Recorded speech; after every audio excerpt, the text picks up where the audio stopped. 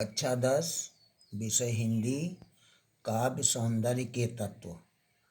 काव्य सौंदर्य के तत्व 3 प्रकार के होते हैं: रस, छंद, अलंकार। पहले हम आपको रस के बारे में जानकारी देंगे। रस क्या है? प्रश्न है, रस किसे कहते हैं? इसके कितने अंग होते हैं? रस किसे कहते हैं? इसके कितने अंग होते हैं? इसका उत्तर है, कविता को पढ़ने से या सुनने से, कहानी को पढ़ने से जो आनंद की प्राप्ति होती है उसे रस कहते हैं। अर्थात कविता को पढ़ने से, सुनने से या कहानी को पढ़ने और सुनने से जो आनंद की प्राप्ति होती है उसे रस कहा जाता है। इसको काव्य की आत्मा भी कहा जाता है, यानी जो रस होता है उसे काव्य की आत्मा भी कहा जाता है। रस के अंग। रस के 4 अंग होते हैं। नंबर 1, अस्थाई भाव। जो भाव मनुष्य के हृदय में सदैव अस्थाई रूप से विराजमान रहते हैं उसे अस्थाई भाव कहते हैं। अर्थात जो भाव मनुष्य के हृदय में हमेशा अस्थाई रूप से विद्यमान रहते हैं उसे हम अस्थाई भाव कहते हैं। इनकी संख्या 11 है। दूसरा है विभाव।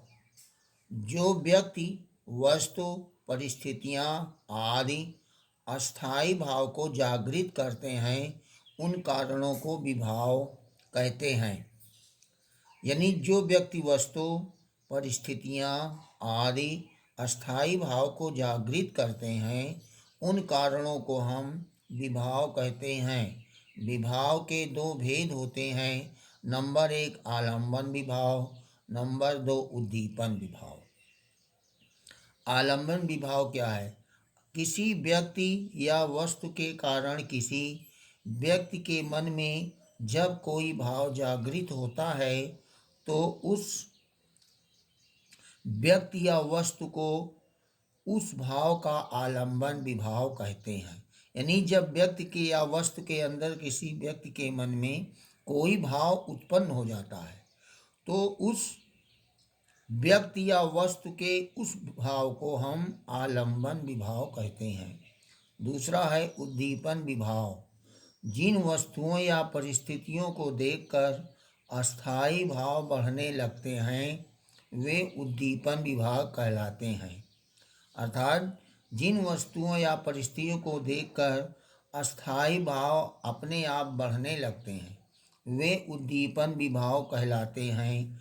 जैसे एकांत स्थल, चांदनी, कोयल का कूजना, नायक नायिका की चेष्टाएं आदि। तीसरा है अनुभाव।